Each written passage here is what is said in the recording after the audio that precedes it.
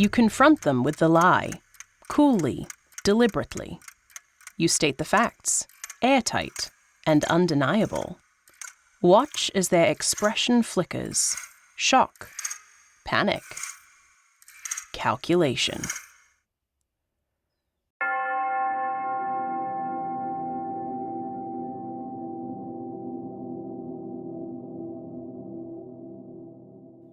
That's not true, they say at first. Denial. As if you imagined it. As if the proof in your hand is a mirage. The game has begun. The board is set. They have made their first move. Feigning innocence. Hoping you'll fall for the illusion and back off. When you press forward, the weight of reality making the walls close in, they shift to step 2.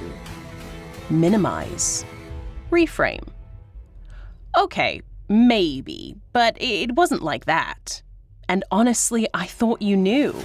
It's not really a big deal, is it? Besides, you've been acting suspicious, so of course I was worried about telling you. Like a player baiting you into a bad trade, they sacrifice a pawn. A small, controlled admission to distract from the real loss they seek to avoid. You hold firm. Their strategy adapts. The world is so unfair. Everyone lies sometimes. You don't know what it's like to be in my position. If you were in my shoes, you'd understand. Now, they've set up a fork, forcing you into an impossible choice. Either accept their shifting blame, or argue over a point so broad that no resolution is possible. It's not about the specifics anymore. It's about generalities and emotions, a diversion away from accountability. And when all else fails, they turn to the final trump card: self-victimization. I knew this would happen. I knew you'd never forgive me. I'm just a horrible person, right? Maybe I should just disappear. Maybe I don't even deserve to live. You've been maneuvered into a forced move, one where any response but sympathy makes you the villain. Suddenly, the focus has shifted. You're no longer the wronged party. You're the aggressor.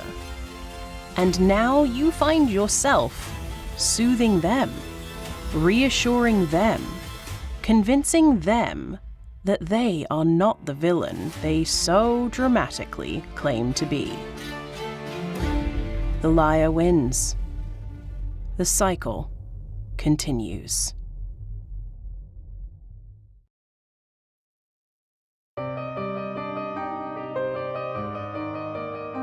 The manipulator's approach is predicated on an unrelenting resistance to responsibility.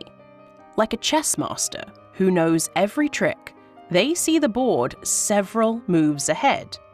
When faced with indisputable evidence, they do not respond with honesty or remorse, but instead employ a series of psychological maneuvers that exhaust, confuse, and ultimately shift focus away from their deception.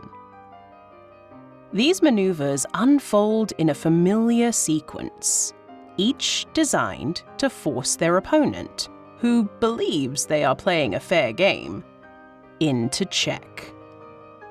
Denial is always their opening gambit, played with confidence. A manipulator understands that reality can be manipulated, like the positioning of pieces. And if they can implant the slightest doubt in their accuser's mind, they gain an advantage. If they are forced beyond denial, they turn to minimizing the issue, reframing it to appear benign or inconsequential. Their goal is not to disprove the lie, but to downplay its significance, making their accuser question why they are even upset.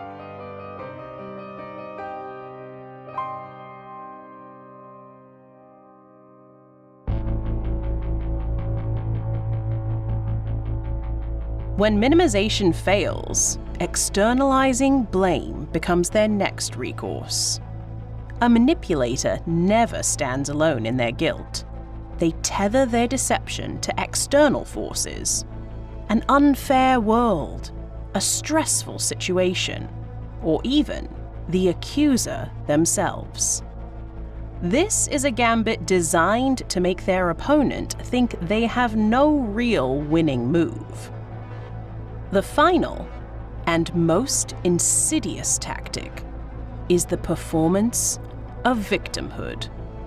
Once all else has failed, the manipulator seeks to garner sympathy by casting themselves as the true sufferer. They take on the language of self-condemnation, but in a performative, exaggerated way. "Yes, I'm terrible. I'm the worst," they exclaim, turning the conversation into a referendum on their own suffering rather than their dishonesty.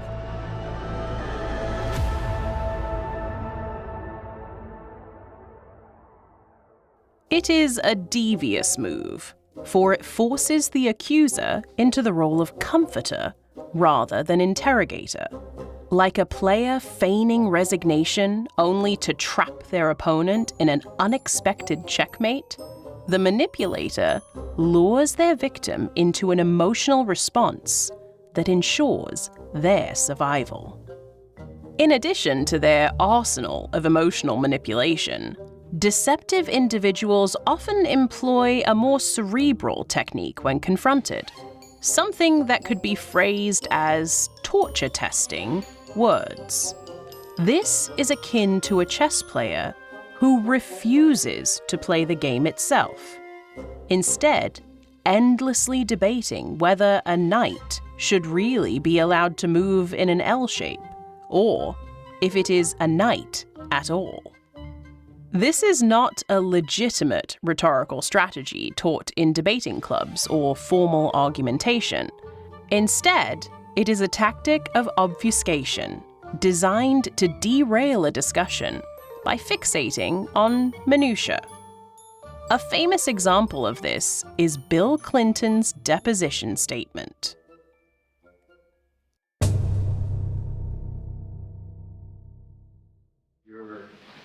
That statement is a completely false statement.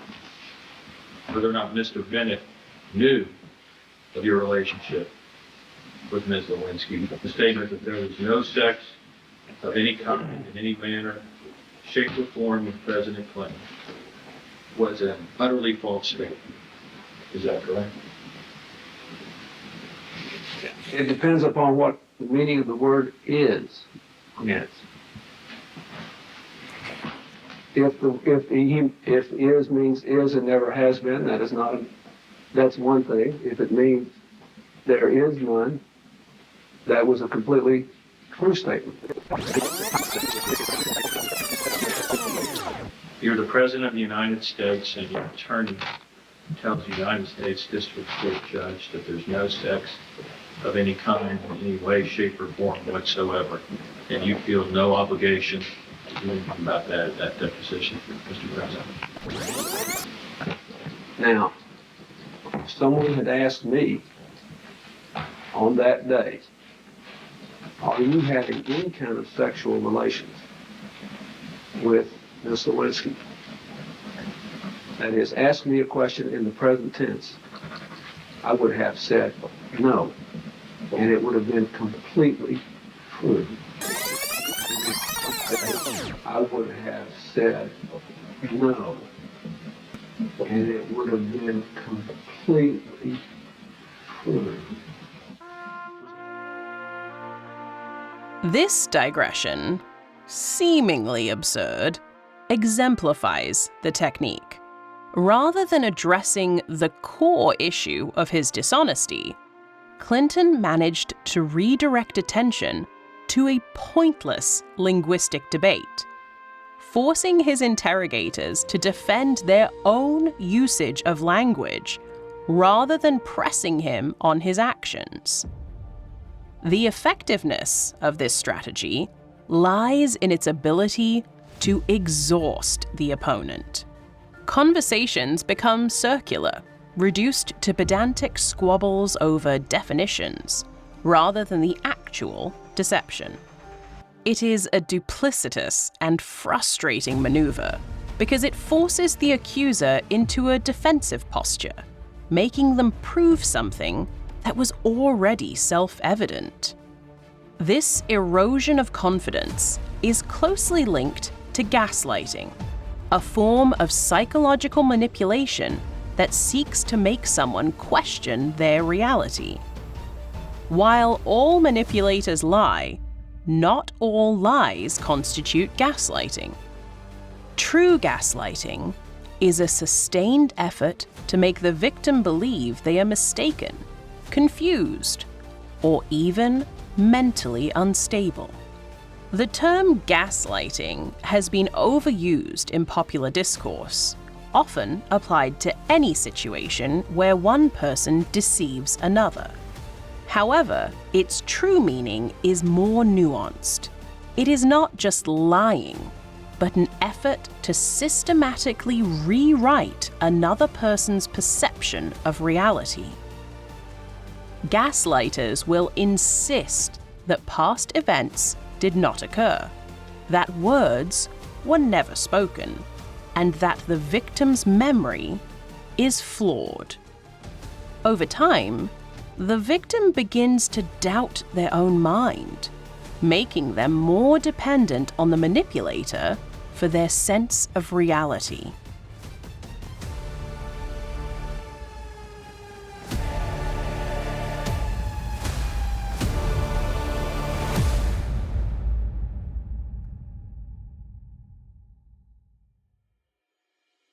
Pathological lying is a concept that remains controversial within psychology and psychiatry. The DSM-5 does not officially recognize it as a standalone disorder, instead categorizing it as a behavioral trait often associated with antisocial personality disorder and narcissistic personality disorder. This association speaks to the compulsive nature of pathological lying, where deception is not simply a tool, but an ingrained way of interacting with the world. Unlike ordinary dishonesty, which is often motivated by a clear incentive, pathological lying can be self-defeating, serving no immediate practical benefit to the liar. It is chronic and compulsive, spanning years or even an entire lifetime. Some pathological liars fabricate stories they seem to believe themselves, blurring the line between reality and fiction. This raises an important question. Do pathological liars know that they are lying? The answer varies. Some are fully aware of their fabrications and use them strategically, while others exist in a nebulous state where their own reality becomes indistinguishable from the lies they tell.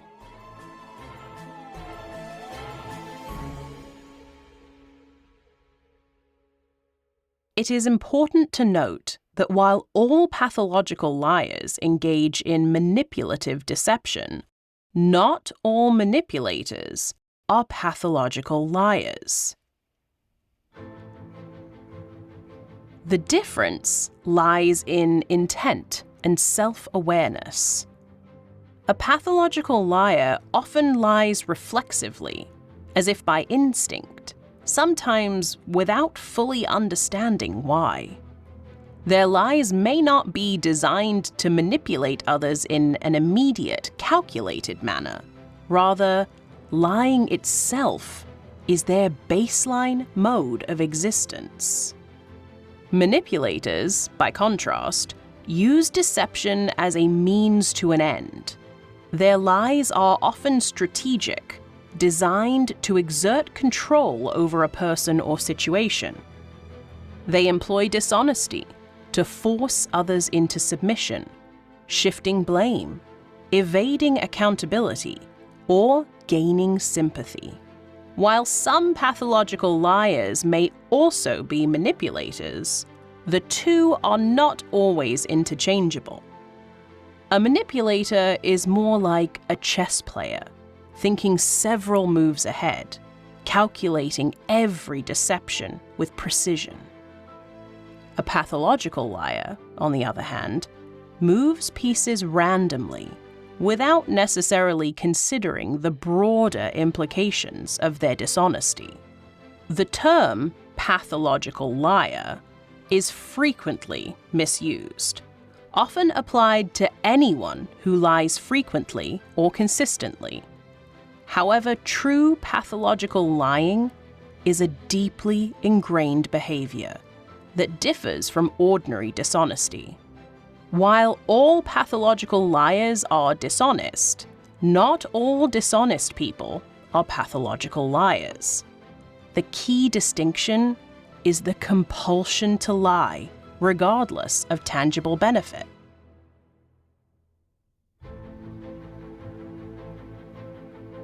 The casual overuse of the term dilutes its meaning, conflating everyday deceit with a far more complex psychological condition.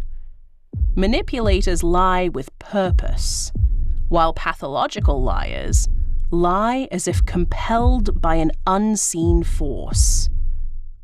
One is a tactician seeking advantage. The other is an individual lost in the fabric of their own falsehoods.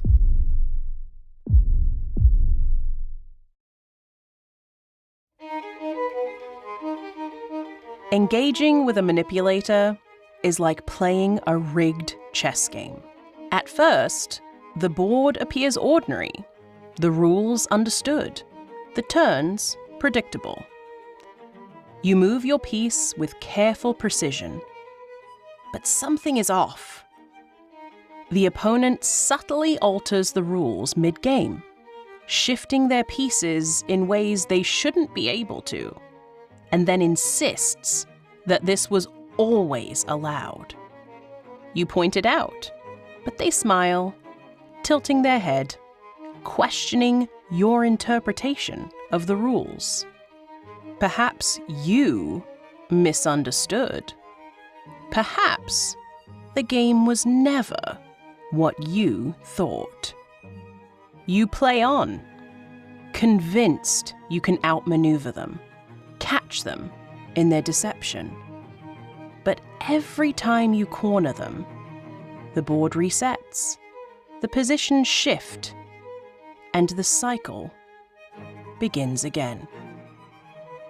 Your king is always in jeopardy, but never through a legitimate move, always through misdirection, sleight of hand, and feigned ignorance. Every time you anticipate checkmate, they twist the game again. The only way to win is to recognize that this is not chess at all.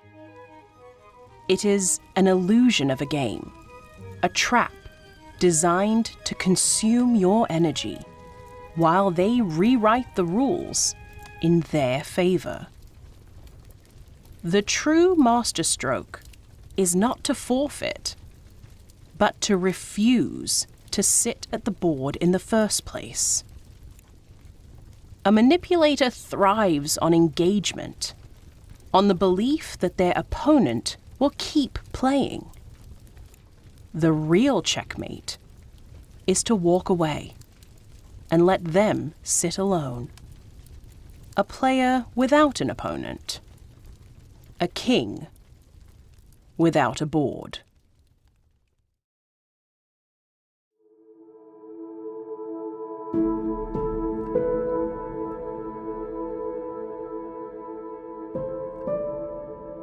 While it is true that many manipulators and liars are made, not born, personal responsibility must be acknowledged. The cycle of deception and manipulation may begin with external influences, abuse, neglect, or learned behavior. But at some point, rationalization must stop. A person who was manipulated and abused is a victim only up to the moment they begin inflicting the same harm on others. From that point forward, they must be held accountable, just as we all are for our actions. There is a clear difference between understanding why someone became a manipulator and excusing their behavior.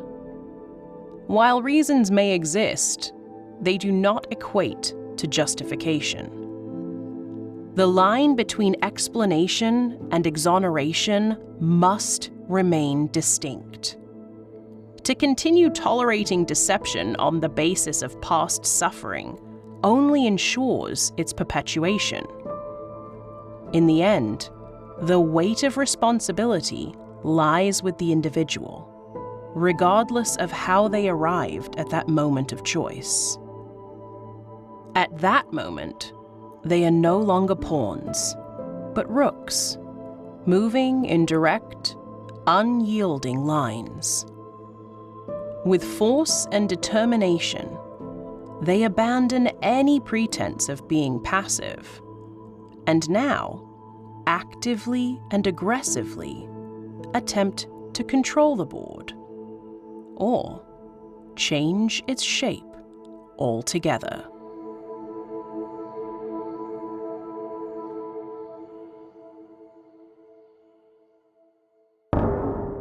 Check.